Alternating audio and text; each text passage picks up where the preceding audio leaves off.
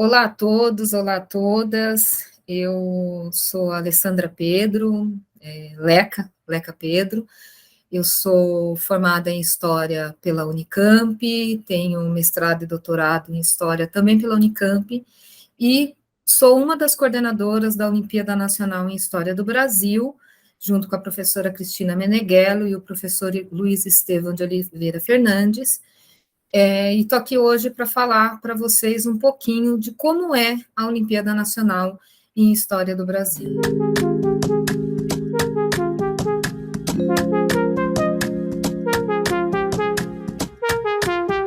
A Olimpíada Nacional de História do Brasil, a UNHB, é um projeto de extensão da Unicamp que se iniciou lá em 2009, né, como um projeto modesto junto ao edital de Olimpíadas do CNPq, e que este ano, em 2023, completa 15 anos de existência como um projeto de Olimpíada Científica. A Olimpíada Nacional de História do Brasil é uma Olimpíada Científica de História, né, voltada para alunos e professores da educação básica. Podem participar da UNHB alunos de 8º e 9º ano do ensino fundamental 2 e alunos de ensino médio, seja do 1º, 2º, 3º e 4º ano, quando tem nas escolas que tem ensino técnico integrado. Ela é uma Olimpíada realizada em grupos,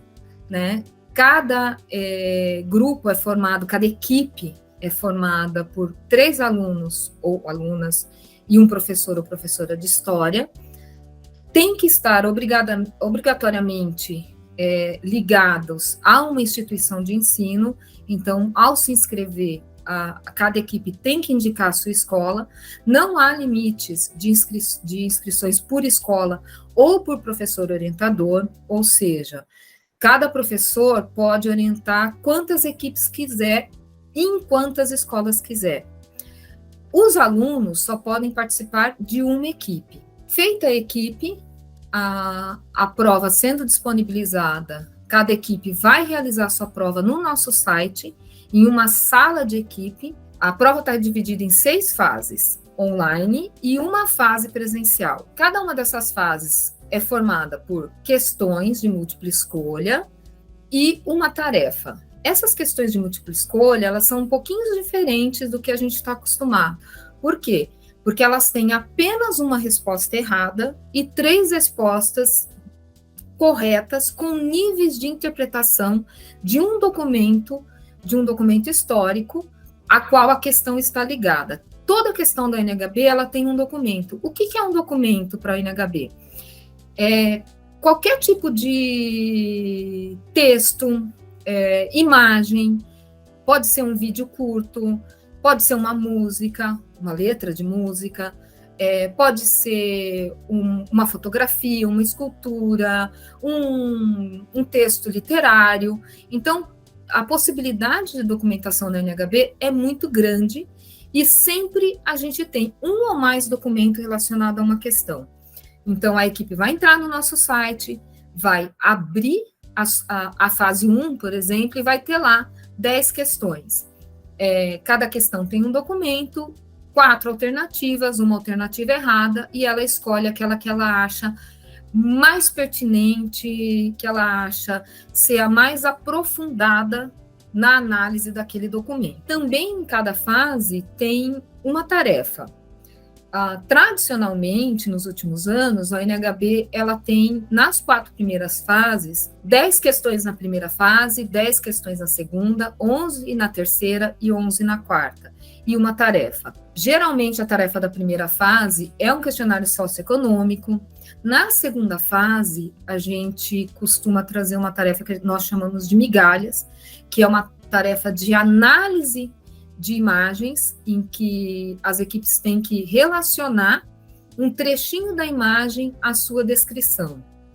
Na terceira fase, a tarefa é uma tarefa de ordenação de documentos, onde todos os documentos que aparecem na prova até ali devem ser relacionados e identificado qual é o seu século de criação, né, o século em que ele foi elaborado, e qual é o século a que ele se refere. Isso tem um pouquinho de proposta de entender as temporalidades de cada um dos documentos que são usados na prova. Na fase 4, a gente tem uma tarefa de paleografia, que é a nossa tarefa de transcrição de documento. Nós trazemos a cada Olimpíada um documento manuscrito, né? Pode ser do século XVI, XVII, XVIII, XIX, do século XX e até do século XXI, e as equipes têm, dentro da plataforma da ONHB, que transcrever esse documento. Na quinta fase, nós temos o que nós chamamos de grande tarefa, que é um trabalho de produção de documento. É o momento em que as equipes elas são convidadas a produzir um material, um conteúdo, né, de história, e nessa tarefa as equipes têm que fazer o que? Às vezes uma pesquisa, às vezes entrevista, análise de documento e sempre com a produção de um texto, seleção de imagem. Para essa tarefa, a gente todo ano constrói um layout. Então, essa tarefa ela acaba gerando um material que também depois pode servir para estudos. Por exemplo, em 2019, a gente fez uma tarefa que foi chamada de Excluídos da História e que virou um dicionário virtual que pode ser acessado pelo nosso site, né, e que serve para consultas sobre figuras que não estão, por exemplo, nos livros de história. Em 2021, nós fizemos uma exposição sobre as independências do Brasil e que também está no nosso site como uma exposição virtual, que faz parte da proposta da ONHB de divulgar a produção do conhecimento histórico em sala de aula. Então, a pessoa que participa da ONHB também pode ter o seu trabalho, que é realizado na quinta fase, dentro de uma dessas nossas exposições. A gente tem trabalhado para que o resultado, né, dessas tarefas fique em público. Feita a tarefa da fase 5, na fase 6, as equipes que chegam até a fase 6, né, elas passam por uma tarefa de avaliação. Como é que funciona essa tarefa de avaliação? Ela tem 2 momentos. Um momento em o que a gente chama de correção por pares, em que as equipes recebem as tarefas de outras equipes e fazem uma avaliação a partir de critérios, de quesitos, que são quesitos que nós escolhemos, e cada equipe vai receber 10 tarefas e vai ter sua tarefa avaliada por 10 pessoas. Paralelo a isso, por 10 equipes, na verdade. Paralelo a isso, nós temos uma banca, que é uma banca de alunos da nossa pós-graduação aqui na Unicamp, e convidados, às vezes alguns professores também do ensino básico, às vezes ex-alunos, né, que nós convidamos para fazer essa avaliação, e essa banca faz uma outra correção que nós chamamos de qualidade de avaliação, que é a correção da correção. Enquanto as equipes estão corrigindo as tarefas das outras equipes, a banca da ONHB está também corrigindo as tarefas e criando um gabarito para cada tarefa. Ao final dessa fase, a gente cruza, né, o ranking da correção por pares com a qualidade da avaliação. E aí a gente verifica se cada equipe corrigiu cada tarefa corretamente. O que significa isso? Significa que a equipe que corrigiu uma tarefa de qualquer jeito, corrigiu errado, ela vai perdendo ponto na correção que ela fez. Ela ganha os pontos pela tarefa dela e também ganha pontos pela correção que foi feita a partir dessa qualidade de avaliação. É complexo, nós temos um vídeo no nosso canal do YouTube em que o Lucas, que é um dos nossos programadores, explica, né, um pouco como é que a gente criou esse sistema de avaliação. E aí, terminada a fase 6, a gente tem a convocação para a fase final presencial. Antes de falar da fase final presencial, explicar um pouquinho como é que funciona a progressão das equipes durante as fases online. A UNHB, ela tem uma proposta que os nossos participantes fiquem o máximo possível na prova, né? Porque o grande ganho é o conhecimento histórico. E nós começamos a prova com o número de inscritos, de equipes inscritas. Então, vou dar um exemplo aqui, sei lá, 20 mil equipes. E nós eliminamos 10% dessas equipes na primeira fase. 90% são aprovados para a fase 2. Da fase 2 para a fase 3, são aprovados 70%. Aí, da fase 3 para a fase 4, são aprovados 40%. E aí, para a fase 5, nós temos um limite entre 1.800 e 2.500 equipes, a gente depende um pouco de cada ano, então a gente tem um limite em regulamento de 1.800, podemos ampliar esse limite de acordo com o número de inscrições, com a possibilidade de ter corretores da tarefa. Na fase 5, todo mundo que entrega a tarefa vai para a fase 6, e da fase 6 para a 7, são convocados de 200 a 300 equipes, na verdade. Por que eu estou falando 200 a 300? Porque no regulamento nós dizemos 200, mas tradicionalmente nós temos chamado 300. Esse número existe porque nós temos que pensar na gestão da fase final. Já aconteceu, por exemplo, nos anos de pandemia, de chamarmos 400 equipes para a final, porque afinal não tínhamos a logística da fase presencial. Geralmente chamamos mais de 300 equipes. Então, essas equipes que são convocadas, elas têm um prazo para mandar uma documentação, tem que se organizar para vir a Campinas, onde nós realizamos em agosto. Então, aí a gente geralmente divulga, né, essa convocação em junho, e aí as equipes têm que se organizar até agosto para estar em Campinas em um final de semana. A fase presencial, ela ocorre num final de semana, um sábado e domingo.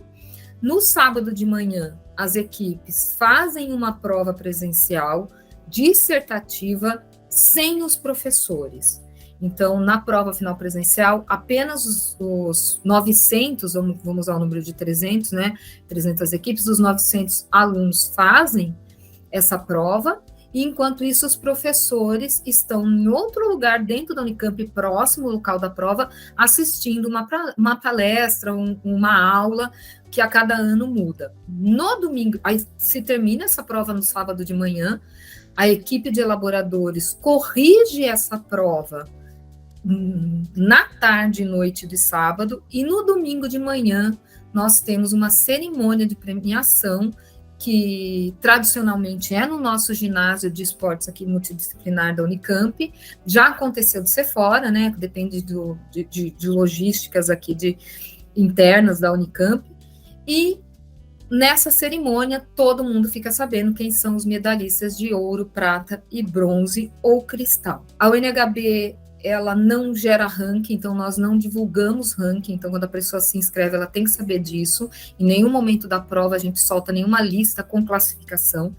Cada equipe vai saber a sua pontuação e somente a sua pontuação dentro de sua sala ao final das fases online. O gabarito das fases online também só é divulgado após o término da fase 6. Na fase presencial, as equipes recebem, são 15 equipes com medalha de ouro, 25 equipes com medalha de prata, 35 equipes com medalha de bronze, e todas as outras equipes que chegam à final recebem a medalha que nós carinhosamente tivemos uma professora, né, apelidou de medalha de cristal, e a gente assumiu esse apelido carinhoso, que são medalhas de honra ao mérito, medalhas, né, porque afinal de contas, se você pensar de 20 mil equipes, você está entre as 300 que sejam a final, né, essa medalha, ela é justa. Feita essa premiação, todo mundo recebe certificado. Acho que, de forma geral, a UNHB, ela se organiza dessa forma.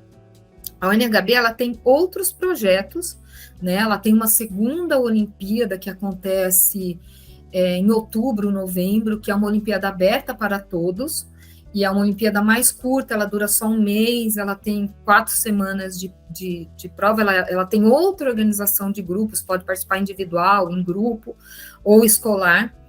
Ela tem cursos de formação que está acontecendo agora, em fevereiro, né? Então, o curso de formação ele é gratuito para os professores orientadores.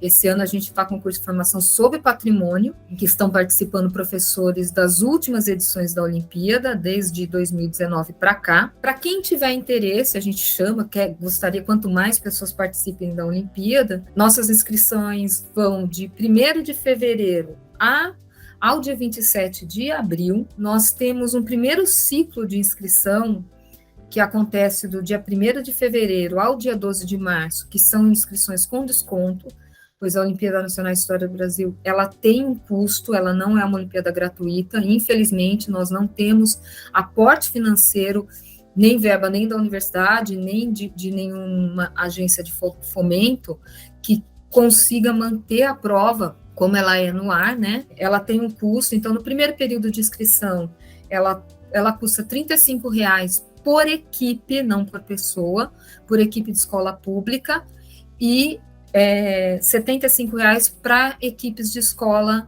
particular, privada. Após o dia 12 de fevereiro, esse custo muda um pouco e ele passa a ser de R$ 55,00 para a escola pública e R$ 115,00 para a escola particular, aí até o dia 27 de abril. Este ano, o nosso calendário, ele começa, né, a fase 1 vai começar no dia 8 de maio, e aí a toda semana a prova vai evoluindo, né, até a última semana, né, que é no dia 12 de junho, quando começa a fase 6, e a fase 6 termina no dia 17 de junho. Em agosto, dia 26 e 27 de agosto, a nossa final presencial aqui em Campinas. Eu acho que a NHB é um pouco tudo isso, né? Ela tem muitas nuances. É um projeto muito legal. Convido a todos, né, que estão vendo essa entrevista, vendo esse vídeo, para conhecer a nossa prova, para conhecer o nosso site, como eu já disse, conhecer os nossos canais, entender um pouquinho esse projeto, que é um projeto voltado para o ensino básico, mas que ele tem se ampliado para outros lugares, conhecer essa proposta que envolve a ideia de uma Olimpíada Científica, né, escolar, que é uma coisa importante dentro de muitas escolas hoje no Brasil, mas também é um projeto que tem propostas de uma nova metodologia de ensino, que é um projeto de metodologia ativa de ensino, de divulgação científica. É um projeto que lida com uma proposta de avaliação diferente, que vê a avaliação como um espaço para construção e não mesuração de conhecimento, a ideia de que o ensino de história ele pode ser instigante, pode ser prazeroso, e que fazer uma avaliação pode ser divertido. A Olimpíada é uma prova que cansa, é uma prova que dá dor de cabeça, é uma prova que dá trabalho, mas no final o resultado e o ganho e entender um pouco como é que você constrói, como é que você pesquisa, como é que você lê documentos diferentes, é muito prazeroso. Eu reforço, convido a todos, né, para conhecer o projeto.